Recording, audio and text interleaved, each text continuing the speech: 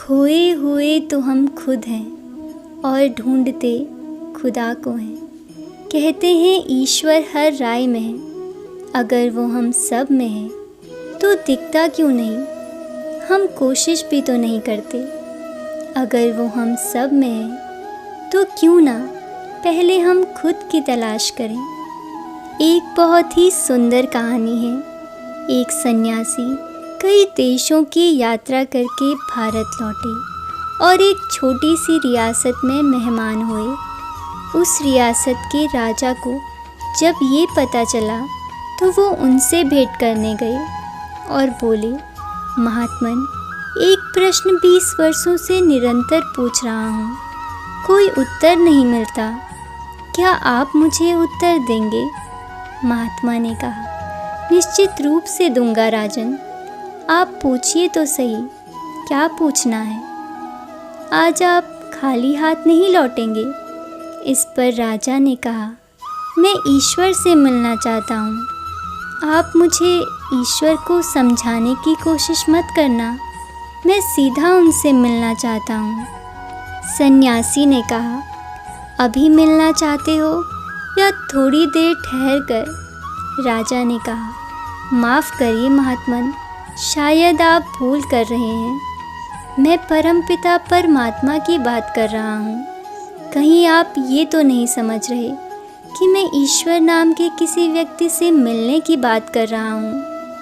सन्यासी मुस्कुराकर बोले, महानुभाव, भूलने की तो कोई गुंजाइश ही नहीं है। मैं तो 24 घंटे परमात्मा से ही मिलाने का काम करता हूँ। अभी मिलोगे या थोड़ी देर ठहर कर? सीधे जवाब दो। राजा ने हिम्मत करके कहा, मैं अभी मिलना चाहता हूँ, आप मुझे बस मिला दीजिए। इस पर सन्यासी ने कहा, छोटे से कागज़ पर अपना नाम और पता लिख दो ताकि मैं उसे भगवान के पास पहुँचा दूँ और उन्हें बता तो सकूँ कि उनसे कौन मिलना चाहता है। राजा ने एक कागज़ पर लिख दिया, अपना नाम, अपना पता, अपना महल, उम्र, परिचय, उपाधियाँ सब लिख दिया।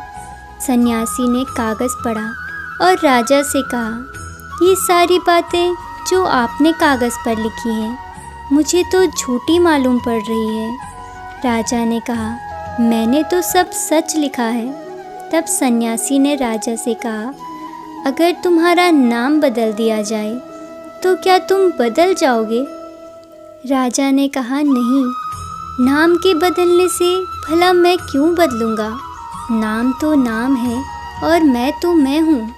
सन्यासी ने कहा, तो राजा, एक बात तो तय हो गई कि नाम तुम्हारा परिचय नहीं है। अब रही दूसरी बात, आज तुम राजा हो, कल तुम भिखारी हो जाओगे, तो क्या तुम बदल जाओगे? इस पर राजा ने कहा, नहीं महात्मन, भले ही राज्य चला जाए, भिखारी हो जाऊं, फिर भी भला मैं क्यों बदलूंगा? जो मैं आज हूँ वही रहूँगा, राजा होकर भी और भिखारी होकर भी। तब सन्यासी ने कहा, तो राजा, तय हो गई दूसरी बात, राज्य भी तुम्हारा परिचय नहीं है। अब राजन रही तीसरी बात, आपकी उम्र क्या है? राजा ने कहा, 40 बरस। इस पर सन्यासी ने कहा, तो क्या 50 बरस के होने पर तुम दूसरे हो जाओगे? 20 बरस के थे तो कोई दूसरे थे, या बच्चे थे तो कोई दूसरे थे? राजा ने कहा, नहीं, उम्र बदलती है, शरीर बदलता है, लेकिन मैं तो जो बचपन में था, जो मेरे भीतर था, तब भी वही था और आज भी वही है।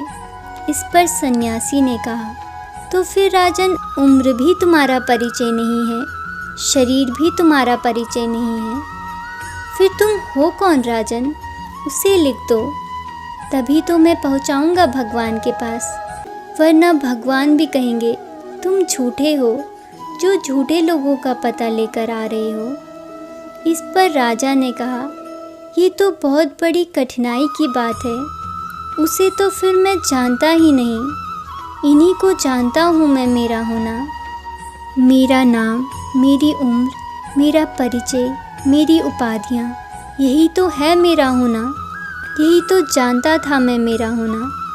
इस पर सन्यासी ने कहा, हाँ राजन, यह तो कठिनाई की बात है जिसका मैं परिचय न दे सकूं, बता न सकूं कि कौन मिलना चाहता है तो भगवान भी कहेंगे कि आखिर मुझे किससे मिलाने ले जा रहे हो। जाओ राजन, पहले उसे खोज लो जो तुम हो, तुम्हारा असली परिचय, तुम्हारा वजूद, तुम्हारा होना।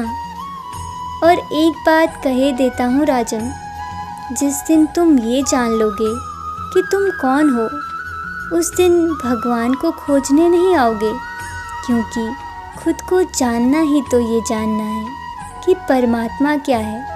भगवान मंदिर, मस्जिद या मूर्तियों में विराजमान नहीं है। भगवान तो हमारी अनुभूति में है। हमारी आत्मा ही भगवान का मंदिर है। कितनी प्यारी पंक्तियाँ हैं। मैं अपनी इबादत खुद ही कर लूँ तो क्या बुरा है, किसी फ़कीर ने कहा है, मुझ में भी खुदा है। ऐसी ही प्रेरणा से भरी कहानियाँ सुनने के लिए हमारे चैनल को सब्सक्राइब करें। धन्यवाद। आपका दिन शुभ हो, मंगलमय हो।